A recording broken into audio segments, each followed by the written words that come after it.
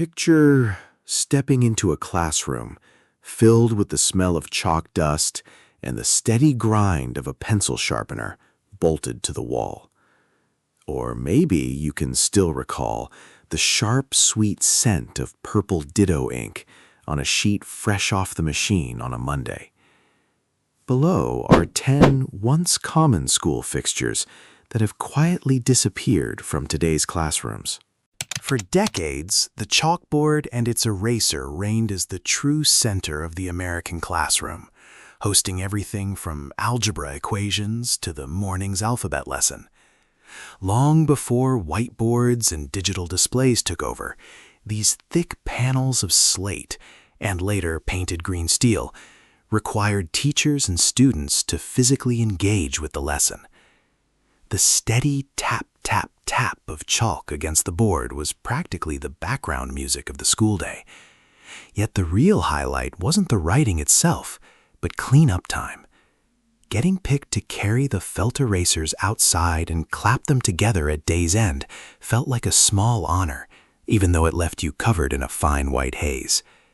Kids would smack the erasers together and watch the dust float off into the afternoon light, a brief taste of freedom outside the classroom walls. By the close of the 1990s, chalkboards gave way to cleaner, quieter whiteboards, and later smartboards, turning the dusty erasers and the dreaded screech of nails on slate into nothing but memory. The hand-cranked pencil sharpener mounted on the wall was practically muscle memory for every kid who went through school. Bolted near the teacher's desk or by the door, this hefty metal contraption had a dial with different-sized holes for pencils of every width. There were unwritten rules about using it. Nobody wanted to walk up during silent work time, since the grinding whir, whir, whir would pull every head in the room off task. You'd slide in your yellow number 2, crank the handle with real effort, and hope the tip didn't snap before you finished. That corner of the room always carried a faint whiff of cedar shavings, and dumping the collection tray was a job that demanded a careful hand to keep the mess off the floor. Nowadays, between mechanical pencils and tablets, these solid iron sharpeners have largely vanished, swapped for quiet electric models, or simply left behind by a world that hardly ever needs to sharpen wood anymore. Before laser printers and copy machines became standard equipment, the mimeograph and its cousin, the ditto machine, handled the school's paperwork. The Spirit duplicator, better known as the ditto machine, was famous for churning out worksheets in that unmistakable pale purple shade. There was something almost magical about getting a freshly run ditto sheet, still faintly cool and damp in your hands. But what people remember most is the smell, a sweetish chemical whiff of alcohol-based solvents that every kid instinctively leaned in to sniff the moment the papers were passed around. Teachers had to hand type or draw on a master stencil, then turn the crank themselves to run off enough copies for the whole class. Handy as they were, these machines were also messy, and the purple text tended to fade with time, turning old records into ghostly pale copies. By the mid-1980s, the arrival of the xerographic copier pushed these hand-operated machines out of the teacher's lounge for good, taking the purple ink and its distinctive smell with it. Nothing signaled an easy afternoon, quite like the filmstrip projector rolling into the room, a sure sign the lights were about to dim for story time. Unlike today's digital projectors, this device ran on a spool of 35mm film that a teacher had to thread through by hand. What really set the experience apart was the sound, usually a record player or cassette deck sitting nearby. A sharp beep would cue the teacher or a student helper to twist the knob and click the film forward to the next image. Topics ranged from a frog's life cycle to the story of the Oregon Trail, all illustrated in that slightly stiff, colorful style typical of the era. The projector bulb ran hot, and if the film snagged, you might watch the picture start to warp and bubble right on screen before anyone could cut the power. Once VCRs and later DVDs entered classrooms, the slow, beeping film strip projector was retired to storage for good.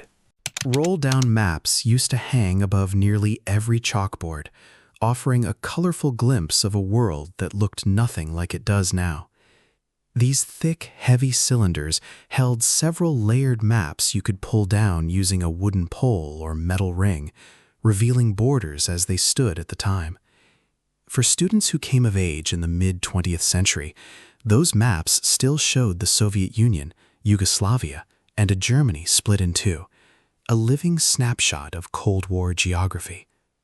There was a small thrill whenever a teacher let the map snap back up into its case, the loud clack, clack, clack of the spring mechanism ringing out across the room.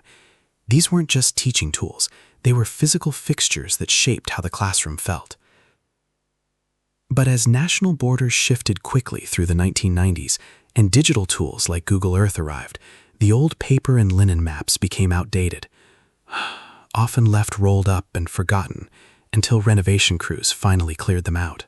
The overhead projector felt like cutting-edge technology in the 1970s and 80s, letting teachers project notes onto a screen while keeping their eyes on the class. It featured a large lit glass surface with a bright bulb underneath, plus a mirror and lens arm mounted above. Teachers wrote directly on clear plastic transparencies using special wet erase markers, building out lessons live in front of students. Anyone who sat through this era remembers the soft hum of the cooling fan and the glare that hit your eyes if you looked at it from the wrong angle. A classic classroom moment involved a teacher's arm accidentally blocking the light and throwing a giant shadow on the screen, or a scramble to find a damp rag to wipe the sheet clean before the next class arrived. They were an upgrade from the chalkboard, sure, but overheads were bulky and had a habit of blowing bulbs at the most inconvenient times. These days, document cameras and digital projectors have taken over, delivering sharp images straight from a computer screen. The card catalog once served as the true heart of every school library, a huge wooden cabinet packed with rows of tiny drawers holding the key to everything the library owned. Each drawer was stuffed with index cards, organized by author, title, or subject according to the Dewey Decimal System. Figuring out how to work the card catalog was practically a rite of passage, one that took patience and a solid handle on alphabetical order. You'd sift through worn, yellowing cards, feeling the texture of aged paper and the pressed indentations of old typewriter ink, until you tracked down the call number pointing you to the right shelf. There was a small, satisfying thrill in locating the right card and then setting off to hunt down the book itself. By the late 1990s, these ornate wooden cabinets started disappearing in favor of computer terminals and searchable digital catalogs. The switch made research faster, but it also erased that physical, tactile bond students once had with the library's collection, and the particular musty smell of the catalog room. Before the mid-1970s, the slide rule was an essential tool for any student serious about math or science. Often nicknamed the slipstick, this analog device let users handle multiplication, division, and even trigonometry by sliding a central scale back and forth. In the days before affordable pocket calculators, owning a slide rule was something of a status symbol among aspiring engineers and architects, often tucked into a leather case worn on the belt. Using one well took a real grasp of logarithms, since even a tiny misalignment could throw off the whole calculation.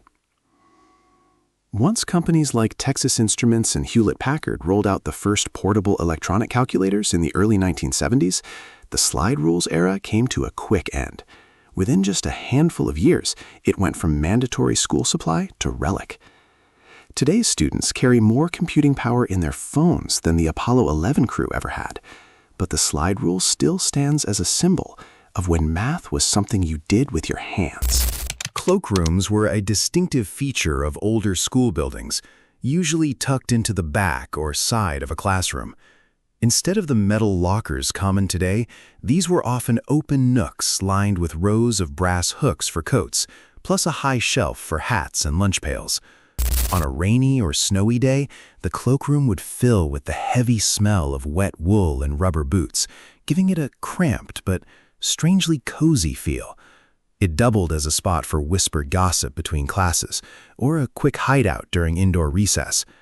As enrollment grew and safety became more of a concern, open cloakrooms gave way to individual lockers that could be locked up securely. Many old cloakrooms were eventually sealed off and turned into storage space or small offices, with only faint marks on the plaster left behind to show where the coat hooks used to hang. Inkwells and fountain pens carry us back to classrooms of the early 1900s, an era when good penmanship was treated as one of the most vital skills a student could learn. Older wooden desks often had a small round opening cut into the upper corner, made to hold a glass inkwell.